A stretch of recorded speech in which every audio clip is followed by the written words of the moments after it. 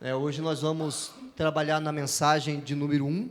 Quantas serão? Não sei, até Jesus voltar, de repente. E nós vamos levar em conta essa frase aqui. Vamos ler juntos? Um dia... De novo, um dia de cada vez com Jesus. Nenhum dia sem Ele e um dia de cada vez com Jesus. É assim que a gente deve viver. Vamos lá, pode passar? Nós vamos nos embasar na leitura desse texto, Filipenses capítulo 1 e o versículo 6. Esse vai ser o versículo da mensagem de hoje. E nas próximas semanas nós vamos mais ou menos nessa direção aqui. Vamos ler juntos? Você pode acompanhar aqui ou acessar a sua Bíblia, como você quiser. Diz assim, estamos juntos? Ok. Tenho certeza de que aquele que começou a boa obra em vocês, irá completá-la até o dia em que Jesus voltar. Eu vou ler em outra versão aqui para vocês. Pois eu estou certo de que Deus, que começou esse bom trabalho na vida de vocês, vai continuá-lo até que ele esteja completo. Quando? No dia de Cristo. Então, se nós realmente entendermos o que está escrito aqui, pode passar. 2 cliques, passa. Se nós entendermos realmente o que Paulo está falando ali, esse aviso aqui é verdade para nós. Você viu que Paulo, ele está declarando naquele versículo que nós lemos, que aquele que começou a boa obra em nós, ele é fiel, ele é poderoso, e ele vai completar. Quando? Até o dia que Jesus voltar. Então, nós estamos em obras. Nós estamos em um processo de reconstrução. Você, como cristão, você precisa aceitar essa verdade. O que a gente vai tentar fazer aqui com essa série de mensagens é trazer para a igreja a realidade desse processo de transformação que Jesus começou em cada um de nós. Alguns estão mais avançados, outros estão no início, outros estão no meio, outros estão atrasados pelo tempo, mas estão no processo de restauração. A Bíblia está falando sobre um processo de restauração. Então, é nesse sentido que nós vamos trabalhar daqui para frente, nos próximos domingos. John Maxwell, ele diz assim: a mesma força que você tem aplicado em sua dor, porque tem gente que faz força para sentir dor, pode ser aplicada em sua cura. A mesma força que você tem aplicado em sua dor, pode ser aplicada no processo da sua cura. Um homem ou mulher deve ser grande o suficiente para admitir os seus erros, esperto demais para tirar proveito deles, e forte o bastante para corrigi-los. Posso ouvir um amém? Amém. Amém. Eu também digo amém para isso.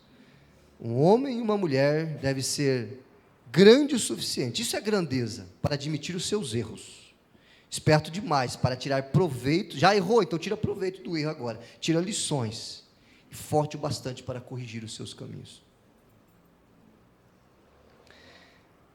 Só que para a gente continuar, eu preciso explicar algo para vocês aqui, e a gente vai falar um pouco sobre a teoria que Freud criou sobre a psique humana, a formação da personalidade. Pastor, você vai falar de psicanálise e tal.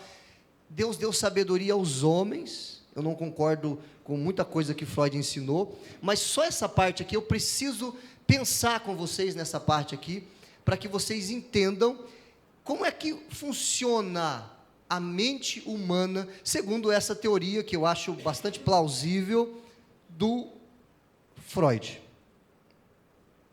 Freud disse assim, ele usou o iceberg para ilustrar a psique humana, a mente humana, como funciona a mente humana, que Só Deus conhece a sua plenitude. Por mais que você estude, você não vai chegar nem perto daquilo que é a sua mente. Só Deus pode fazer um negócio desse. Mas ele usou aqui a imagem do iceberg, que está com apenas essa parte aqui para cima do nível da água, do mar, e toda a sua grande parte, a sua maior parte, está embaixo da água.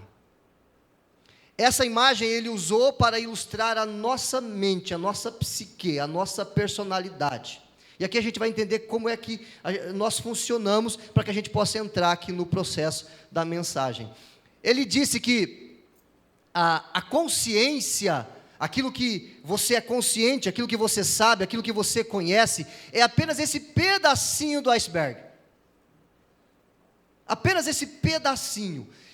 Essa outra parte aqui é o pré-consciente, é aquilo que você tem acesso, mas você aciona através de gatilhos. Por exemplo, se eu disser para você, se lembre da sua primeira bicicleta, não estava no seu consciente, porque você não estava pensando nela, mas no seu pré-consciente, e agora veio à tona e você se lembrou. Agora, o inconsciente, ele é essa parte mais no fundo do mar, essa parte mais profunda do iceberg, e esse inconsciente nós não temos acesso a ele, mas ele determina quem somos. Aqui está até as experiências que você teve de quando você era um bebê, quando você tomou a primeira palmada, ou quando você caiu a primeira vez e cortou o seu rosto, ou machucou uma parte do seu corpo. Você não se lembra, mas está aqui. Você não pode acessar. Está no seu inconsciente. Mas está ali. E influencia a sua vida. Eu vou lhe dar um exemplo. Você que sofreu um acidente quando você tinha 1 ou 2 anos de idade, você não se lembra, mas os seus pais se lembram. Você tem medo daquela situação. Você foi mordido por um cachorro. Você foi arranhado por um gato, você foi mordido por um periquito, e de repente isso te traumatizou, você não lembra, mas está aqui. Você não lembra, mas está aqui. E hoje quando você vê um cachorro, um gato ou um papagaio, você treme de medo, você não sabe por quê. Mas está aqui. Você não lembra, você não sabe, mas influencia a sua vida. Agora a gente vai aprofundar mais um pouquinho, vamos lá. O Freud, ele vai dividir, ele vai dividir ainda essa estrutura psíquica, ele vai dividir para nos explicar melhor. Não tem um iceberg dentro da sua cabeça, ok? Não vai abrir a cabeça de ninguém, né, achando que tem um iceberg lá dentro, não. Isso aqui é apenas uma ilustração, uma teoria de como possivelmente funciona a mente humana, a psique humana, como que a personalidade humana ela é formada. Então Freud, ele dividiu aqui a psique humana, a mente humana, ou a personalidade humana em 3 partes. Essa primeira que pega todo o iceberg, essa segunda que está aqui submersa lá no fundo, e essa parte aqui que pega uma parte que está submersa e uma parte que está para cima do nível da água. Aí ele chama essas 3 partes, vamos lá, comunicação. Ele chama essas 3 partes, ele dá nome a essas 3 partes. A primeira parte aqui ele chama de id, que é a impulsividade. Você viu o chifrinho ali no id, né? Aqui estão os seus instintos mais básicos. Aqui, a criança, segundo a teoria, ela nasce com o id. Ela ainda não tem, pode passar, por favor? Ela ainda não tem o ego, que é a racionalidade, e aqui, superego, que é a moralidade. A criança, ela nasce só com isso aqui. Por isso que a criança, ela quer satisfazer os seus desejos e as suas vontades. Quando a criança quer mamar, o que ela faz? Ela faz o quê? Tem como dialogar com ela? Tem como convencer ela que ela não precisa mamar? Tem como convencer ela a esperar meia hora? Não, pode passar. A criança, Esse é a parte básica da formação do ser humano. Só que isso continua na gente para sempre. Só que aí, o ego, ele vai se desenvolver a partir do id. Isso é a maturidade da psique humana. O ego, ele vai equilibrar o que ele pode permitir que o id faça, ou seja satisfeito, e o que não pode. Por exemplo, quando você vê a minha caneta de passar slide, você sente vontade de ter uma igual.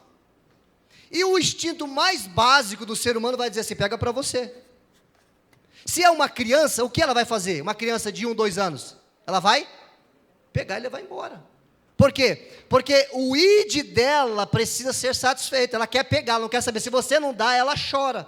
Ela vai pegar e vai levar embora. Agora, conforme a criança vai crescendo, o ego, que é o eu da pessoa, vai dizer assim: você não pode levar. Sabe por quê? Porque não é sua. Não é sua. E o ser humano, ele vai se formando até chegar aqui no superego. O superego é como se fosse um juiz. Você não pode, não é correto.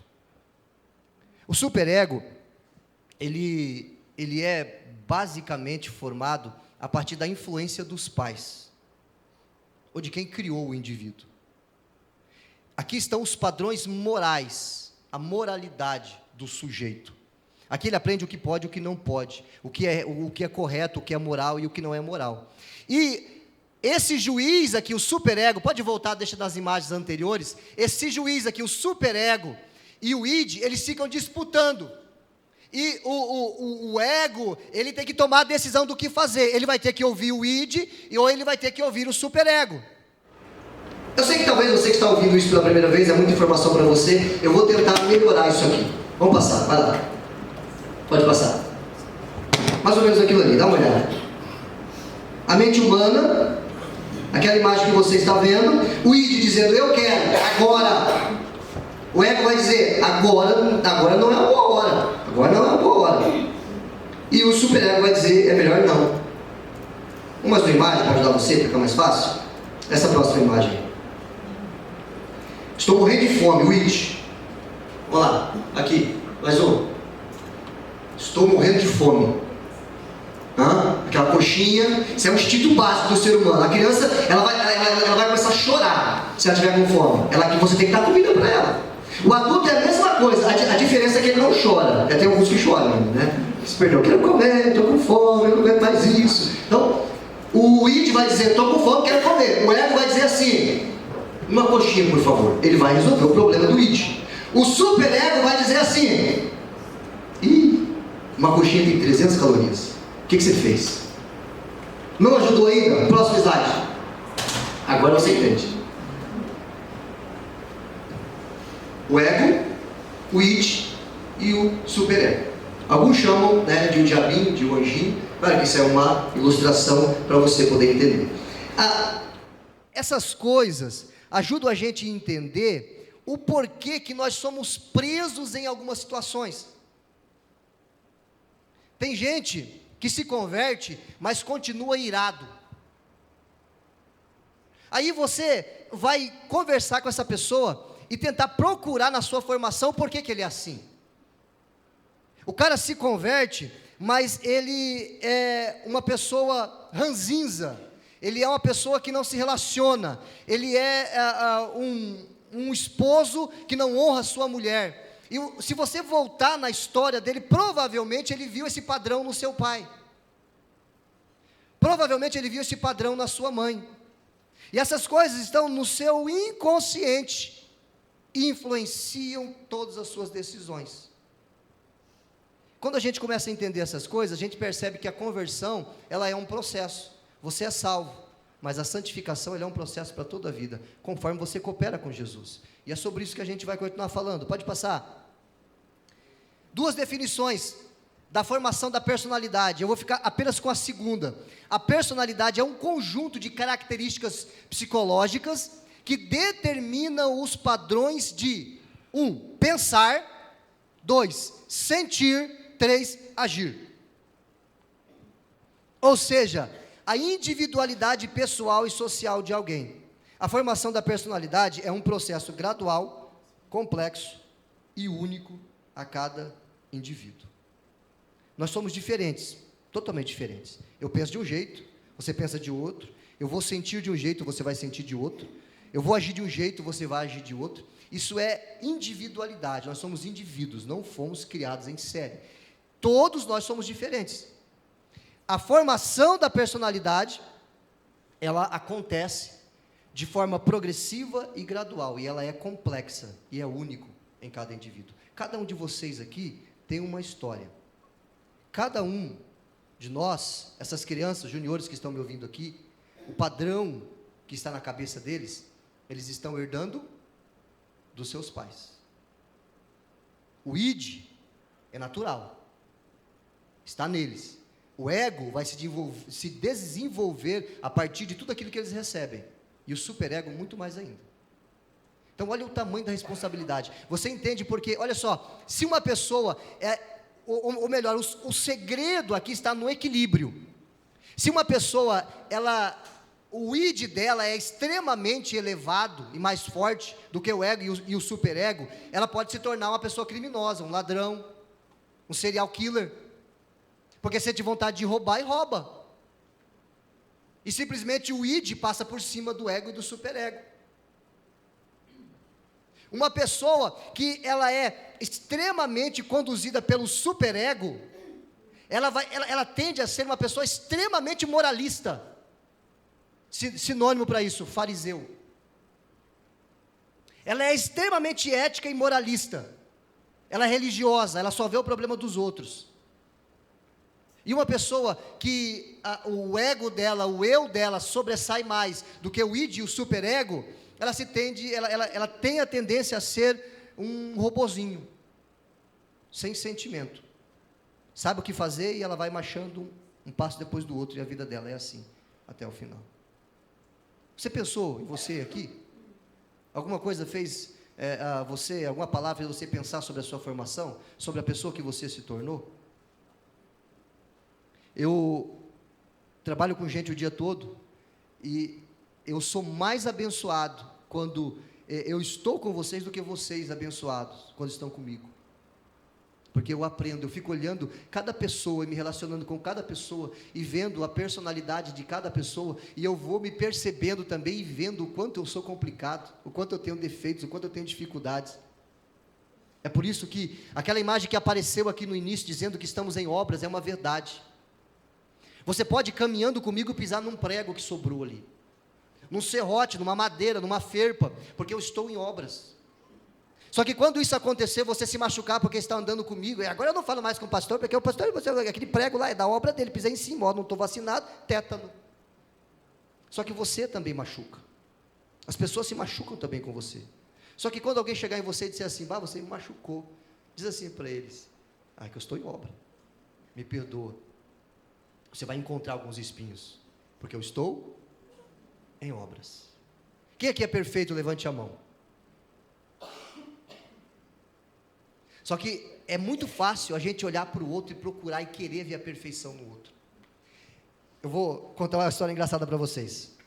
Estávamos em Garibaldi, com os pastores da parceria com a igreja de Alphaville, e nós fomos almoçar em um restaurante muito chique, muito bonito, aquela coisa de serra gaúcha, né, e tal. Aí chegamos lá, só homens, né, só pastores, sentamos, né, em volta de uma daquelas mesas, e começou a vir, né, um garçom nos atender, e aquele garçom, muito engraçadinho, ele chegou no pastor IP e outro pastor e disse assim, e o casal vai querer tomar o quê?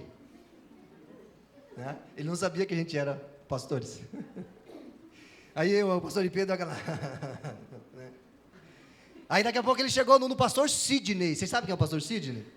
A igreja que ele é pastor tem 7.000 membros lá em São Paulo. O cara, ele vai dar palestra nos Estados Unidos, Portugal, no mundo todo, toda hora. Aí ele estava sentado de frente com... Quem estava de frente com ele era o Jefferson. Pastor Jefferson de Cachoeirinha. Aí ele chegou assim, e o casal vai querer o quê? Aí eu falei assim, esse cara vai levar, quer ver? Aí daqui a pouco ele veio de novo assim, aí tirou sarro de outros dois pastores assim, e o casal vai querer o quê? Um vinhozinho? Aí o pastor Sidney olhou para ele e disse assim,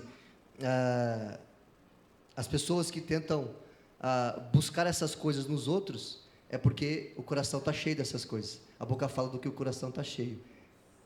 Quem que é o teu parceiro? Você entendeu? Nós buscamos nas pessoas os desejos que temos. Nós buscamos nas pessoas os defeitos de caráter que nós temos. Você quer ver uma pessoa que só enxerga pessoas linguarudas e fofoqueiras? É porque essa pessoa é linguaruda e fofoqueira. Quando uma pessoa, um careca, por exemplo, né, eu sou careca, tá bom? Ou um gordinho, ou um magrinho. A alegria de um careca é ver outro careca. Mas você fica em casa, né? Fica tranquilo. Um gordinho, a alegria do gordinho é ver outro gordinho. Né? Um magrinho, palitinho, Olivia Palito, a alegria é ver outro magrinho, palitinho. Porque a gente procura nas pessoas, a gente tenta projetar nas pessoas os defeitos que nós temos, os traumas que nós temos, as dificuldades que nós temos. Provavelmente aquele garçom chegou naqueles homens que estavam ali e achou todos gatinhos. Você entendeu? Deus está falando com você? Amém? Ou está falando só comigo? Pode passar, por gentileza. Vamos lá. Deixa eu tomar uma água aqui que o negócio está difícil. Entendendo um pouquinho, de maneira bem superficial, o que eu expliquei para vocês, nós vamos falar sobre razões para participarmos de um culto como esse. Razões para participarmos do Celebrando a Restauração. Nós vamos trabalhar isso nos cultos, no grande público, porque sentimos uma grande dificuldade em nos reunir em grupo, porque as pessoas não gostam de abrir o seu coração para as outras, porque afinal de contas, o que Portela vai pensar de mim? Né? Mas então, quais as razões para participarmos do Celebrando a Restauração? A primeira está aqui: compartilhar os nossos problemas. Sabe qual é a diferença da sua família cheia de problema, para a família perfeita do vizinho do lado? É que os problemas deles são bem escondidos e ninguém sabe. Porque todo mundo tem dificuldade, todo mundo tem problema, todo mundo passa por luta, todo mundo fica doente. Todo mundo, hoje principalmente, é ansioso, pode ficar depressivo. Então, um ambiente da igreja, da comunidade de fé, precisa ser um lugar onde nós podemos compartilhar a nossa vida, compartilhar as nossas vitórias, compartilhar as nossas derrotas, sem medo de ser julgado, apesar de saber que o nosso irmão está em obras, e que você pode encontrar uma ferpa, um prego, alguma coisa no caminho. Mas quando você esconde as coisas só para você e para ninguém mais, nem a sua esposa, nem o seu esposo sabe, nem os seus filhos sabem do seu passado, da sua história, isso vai virar um câncer dentro da sua alma, isso vai te escravizar. Segundo, viver na prática os mandamentos recíprocos uns aos outros. Ao caminharmos juntos, nós percebemos que não estamos sozinhos, somos todos doentes. Estamos todos em um processo de recuperação, em um processo de restauração.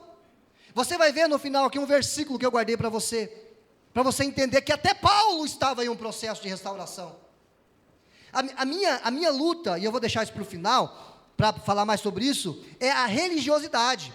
As pessoas se convertem, aí elas mudam a roupa, botam a Bíblia embaixo do braço, botam o sapato de bico fino, que nem o do pastor Josias, e diz assim: agora eu sou um semi-serafim, agora eu não tenho mais problema, agora o pastor bota a mão na minha cabeça e tudo sai, eu estou liberto, e aleluia, e glória a Deus.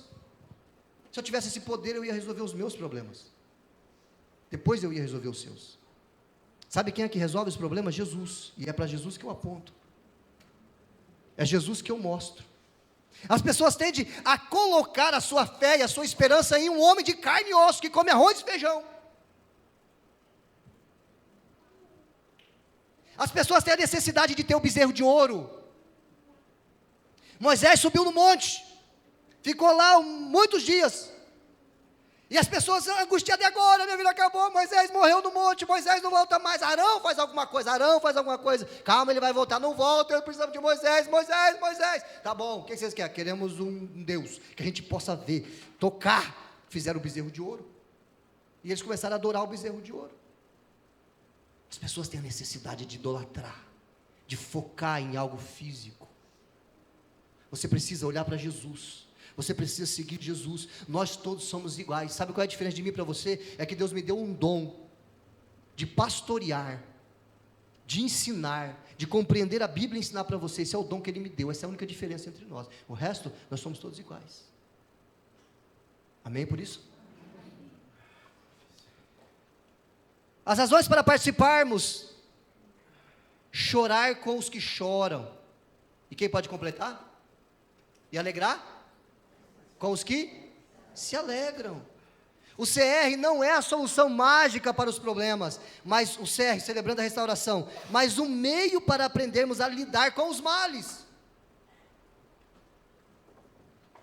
É uma questão de tempo. É uma questão de tempo.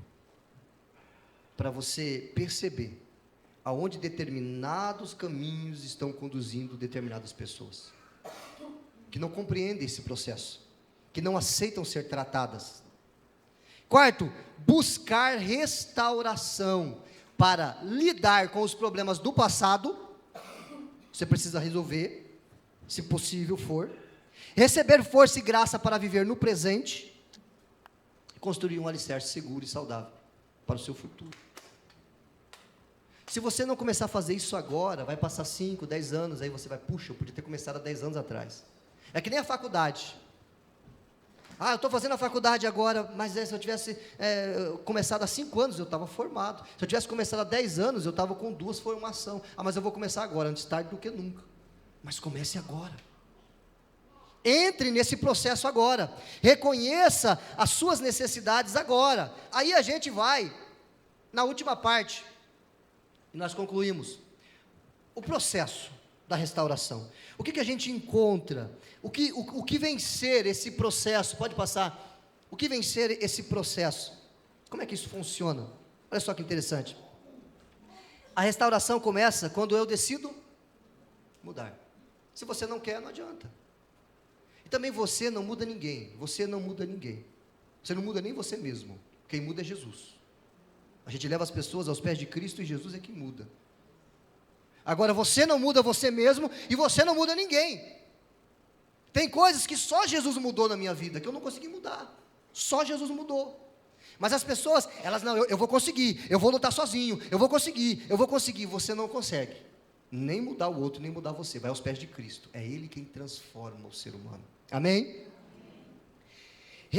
A restauração começa quando decidimos mudar. Ninguém amanhece pela manhã assim e blim, blim. Mudei.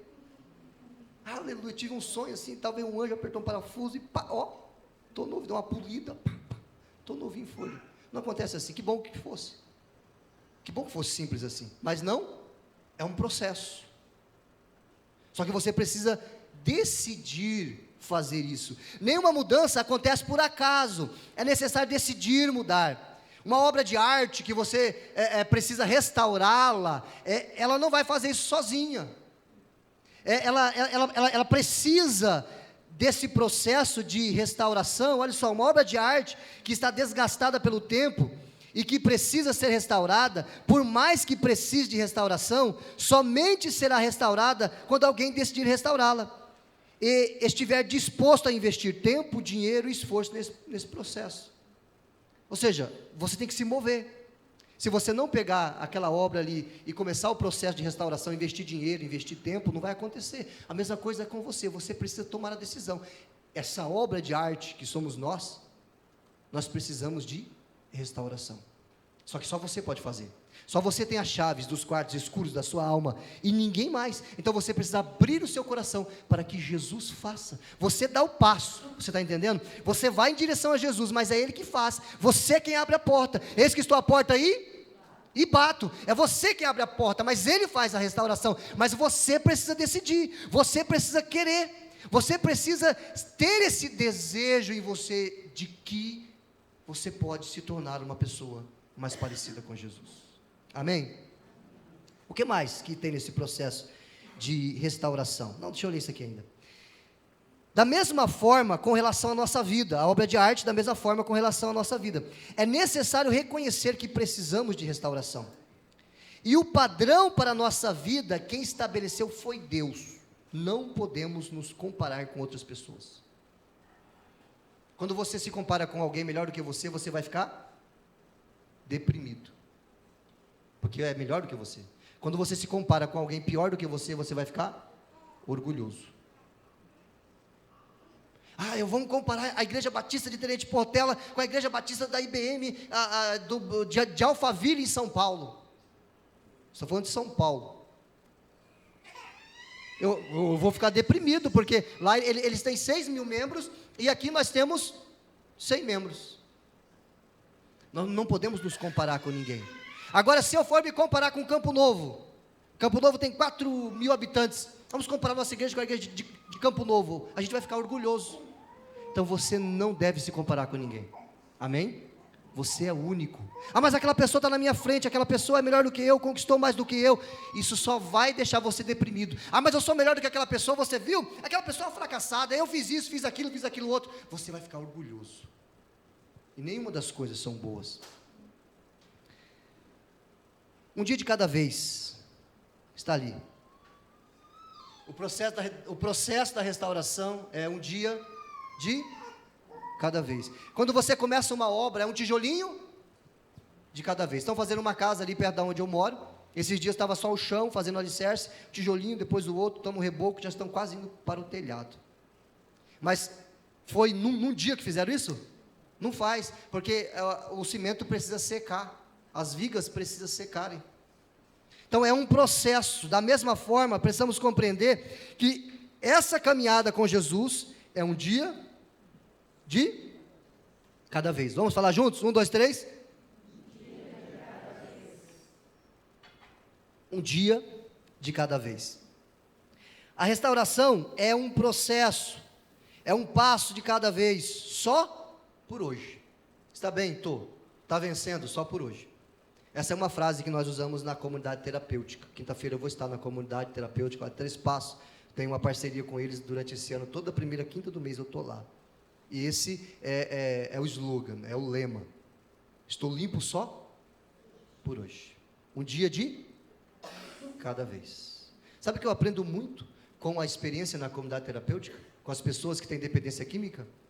Sabe o que eu aprendo? Que a dependência dela só é diferente da minha.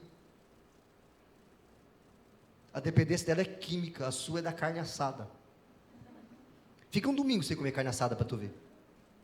Abstinência, vai passar mal. A sua é o chimarrão. De alguns é fala mal dos outros. De outros é a bebida de álcool. De outros é o cigarro. Mas o dependente químico, ele é apontado. A diferença é só a dependência. Mas todos nós somos dependentes. Amém? Todos nós somos dependentes. De alguma forma, todos nós somos dependentes. Limpo só por hoje, um dia de cada vez. Uma mudança de cada vez. Mas começar a caminhada de restauração não é fácil. Não gostamos de olhar para dentro de nós mesmos, e essa parte aqui é complicada, a gente não gosta de olhar para dentro da gente. Desde o Éden, nós estamos nos escondendo de Deus e colocando a culpa nos outros. Lembra de Adão? Lembra? Se escondeu de Deus quando errou? Aí quando Deus achou ele falou, foi a mulher que o Senhor me deu. Não é assim? Essa miserável aí, eu estava bem aqui, sozinho, conversando com os animais, dando nome. Aí vem o Senhor e diz assim, não é bom que o homem esteja só, não reclamei para o Senhor. Ou seja, a culpa é dela, ou do Senhor que me deu o que eu não pedi. A culpa não é sua não, miserável, que foi lá e comeu do fruto. Mas foi ela que me deu, ela enfiou na sua boca, mastigou, ela bateu uma vitamina e botou ela abaixo. Foi assim? Não, você comeu porque você quis. Só que desde o Éden, a gente não quer olhar para dentro da gente, porque nós temos medo do que nós vamos ver. Nós nos escondemos de Deus. E quando Deus acha a gente começa a colocar a culpa no outro. É a minha mulher, é o meu filho, é o meu pai, é minha mãe, é o pastor, é o líder da célula, é o grupo de louvor, é o meu dinheiro que não dá, é o meu patrão é a encarnação do mal. Lembra daquele filme? É o meu patrão. Bota a culpa nos outros.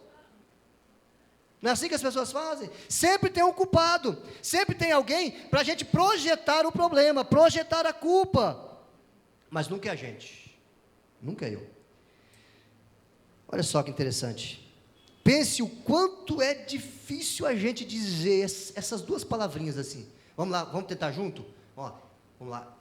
Estou, devagar, errado. Você consegue? Consegue? Sim? Vamos lá de novo. Estou errado. Vamos aplaudir você? Aplauda, você conseguiu. Que bom, glória a Deus. Mas como que é difícil a gente falar essa frasezinha, estou errado. Tem gente que fica, né, tremendo para lá e para cá, e roda e diz, e Roma, desculpa, não, mas é isso, não, mas é aquilo. Mas... A gente, eu estou falando de mim aqui, Josias, pecador, que nem você. Você acha que é fácil admitir para minha esposa que eu estou errado? Você acha que é fácil admitir para Raquel e para Rebeca, que estão aqui me examinando aqui? Que as pessoas mais difíceis de pregar é para Raquel, para Rebeca e para minha esposa, porque me conhecem. Sabe se eu sou assim de fato lá em casa, ou se eu estou usando uma máscara diante de vocês. É muito difícil olhar para minha esposa e falar assim, eu estou errado. É muito difícil olhar para as minhas filhas e dizer, estou errado. Nós precisamos aprender a fazer isso. Porque elas estão aprendendo comigo. Posso contar uma experiência dessa semana? Posso? Não? Certeza? Quando você não está aqui, eu conto. Posso? Deixou. Eu nem lembro o que foi, mas foi uma situação lá, que eu disse que ela estava errada. E ela sentou do meu lado e falei, filha, você está errada, você precisa admitir que você está errada. Estávamos no sofá ali, relaxado. Aí eu disse para ela assim, lá vai eu, vamos no psicológico. Né? Falei, filha, tem duas naturezas dentro de você, a nova e a velha. Porque eu creio que você é filha de Deus, você é salvo, então você é nova criatura, mas a natureza velha está dentro de você. A natureza velha está dizendo assim, ó, não se arrepende, não pede perdão para o seu pai. E ela me olhando assim, cabeça baixa. Mas a nova natureza está dizendo assim, você percebeu que você está errado e seu pai está certo? Então diga para ele, reconhece, vai, você consegue. Eu estava falando assim com ela. Aí eu dei um tempinho para ela pensar, falei, e aí? Ela pegou e levantou a mãozinha assim, lembra? Fez assim.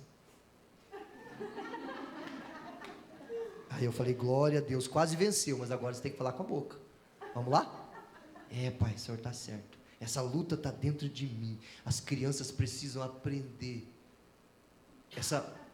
Viu aqui a psique? Eu não acredito que Freud está 100% certo ali, mas Deus deu sabedoria para ele chegar perto daquilo que tem dentro dessa cabecinha nossa aqui. Só que a gente não quer. É difícil você falar que eu estou errado. É difícil. Para a criança é difícil, você imagina para o adulto. Deus está falando com você? Amém? Se Deus estiver falando com você, você pode dizer amém, não tem problema não. É bem mais fácil nos omitirmos e nos escondermos, mas quando não tem outro jeito, a língua até faz cócegas, né, para continuar com a conjunção, mas reticências. Né? E aí escorregamos e jogamos a culpa no outro, e nos justificamos. Alguém que estava num debate comigo esses dias, né, pelas redes sociais, eu só fui nesse debate porque era um negócio muito, eu não gosto de debate por redes sociais, eu gosto de olho no olho com gente que sabe debater. E levamos um tempo para convencer aquela pessoa de que o que ela viu postado lá, ela estava equivocada.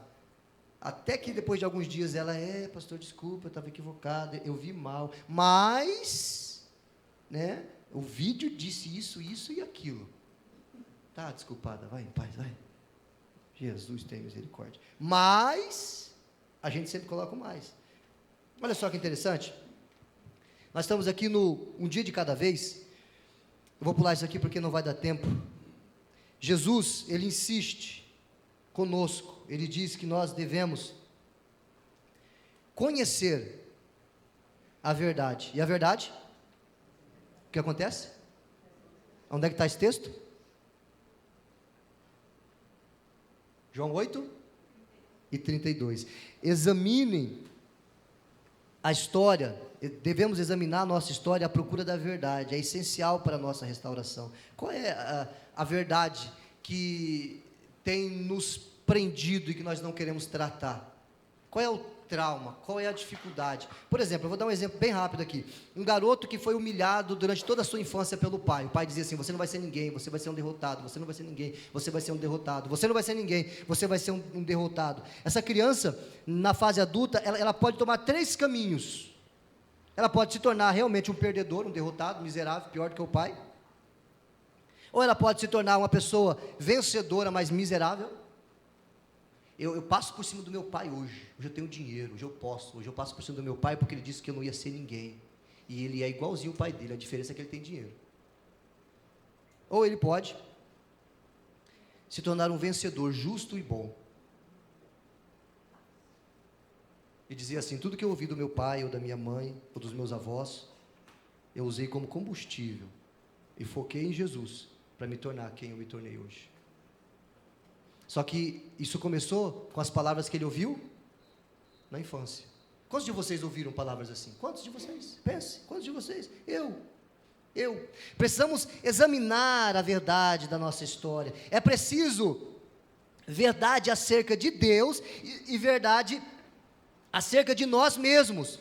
Eu preciso entender quem é Deus, eu não vou focar aqui agora, que eu já venho falando disso há bastante tempo, e quem é nós, quem nós somos, o que nós aprendemos aqui, como é que a nossa cabeça funciona.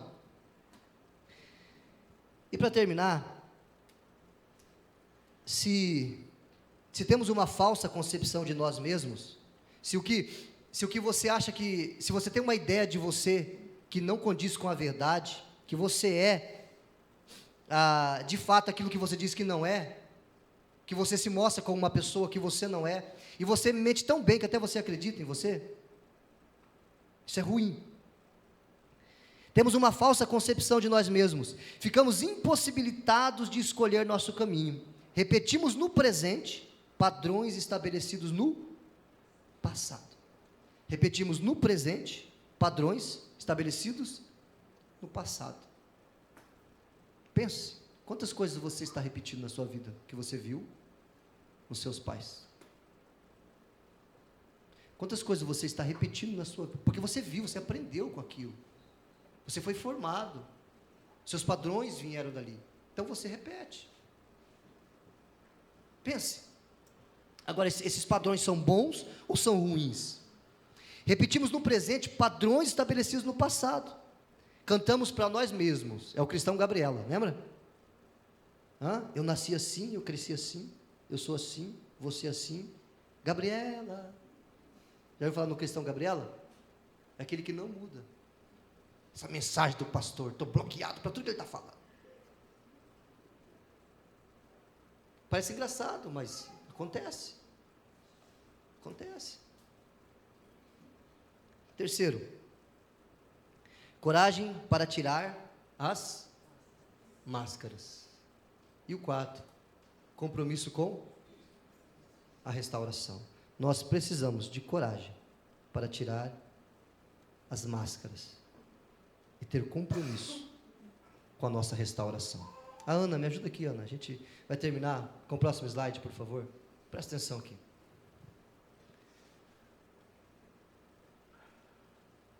Toda maratona tem esses caras aqui, ó. Shazam, Superman, São Silvestre, lembra? Sabe do que eu estou falando? Sempre tem esses caras aqui vestidos de Chapolin, de Mulher Maravilha. Eles vão chegar até o final da maratona? Sim ou não? Por quê? Porque eles vieram para aparecer, fazer graça e atrapalhar quem está correndo. Concorda comigo? Eles aparecem só na largada, você não vê, você já viu esses caras chegando? Não chega, porque com a roupa dessa eles não voam, tá? Não voam, é só lá na Marvel, tá? No universo lá do Superman, não voa, a gente não voa, tá? Não existe super-herói, só que tem gente que acredita nisso. Tem crente assim, tem cristão assim, que ele brinca com a vida espiritual dele, com a restauração dele. Só que tem gente assim. Gabriele Anderson, Olimpíada de 84, lembra?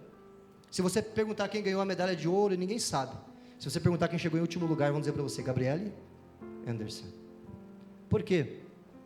Essa veio preparada para chegar até o fim, a qualquer custo. Ela não está brigando pela medalha, ela está brigando pela linha de chegada. Já viu esse vídeo? Quando ela entra no estádio, depois da maratona, as últimas voltas no estádio, a maratona é na rua e termina dentro do estádio. Quando ela entra no estádio, nas últimas voltas, ela começa a sentir fortes câimbras. E naquela época, a regra dizia que se um atleta for atendido, ele é desclassificado. Então, os paramédicos não podiam atendê-la. E ela tinha que desistir, dizer, parei, vem me ajuda. Mas ela dizia, não toque em mim, não toque em mim, eu vou chegar. Desse jeito aqui. Você acha que é fácil? Você acha que é fácil abrir o coração para uma transformação? Você acha que é fácil abrir o coração, tirar as máscaras e reconhecer que eu preciso de transformação? Que há muitas coisas dentro do meu coração que precisam ser mudadas.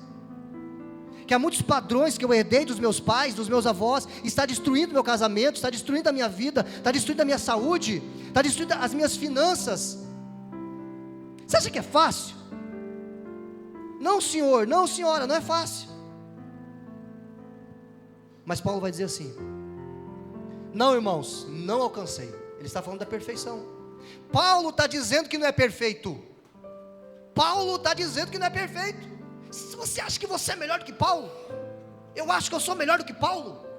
Ele está dizendo assim, ó, não alcancei, mas eu faço uma coisa, eu concentro todos os meus esforços nisto. Aleluia.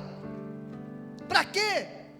Esquecendo-me do passado e olhando para o que está diante de mim, eu prossigo para o final da corrida. Só faltou ele falar assim como a Gabriele Anderson: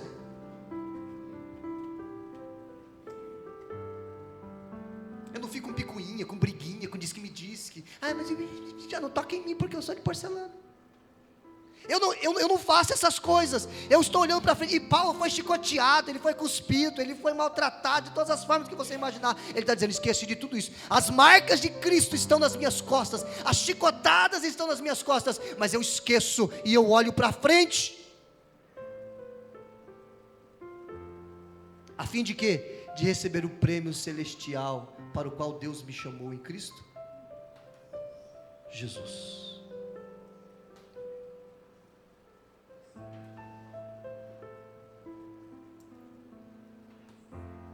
Nós precisamos ser uma igreja, comunidade terapêutica, onde ninguém é julgado e todos são amados. Antes de eu olhar para o cisco que está no olho do meu irmão, eu tenho que tirar essa trave aqui que está dentro do meu.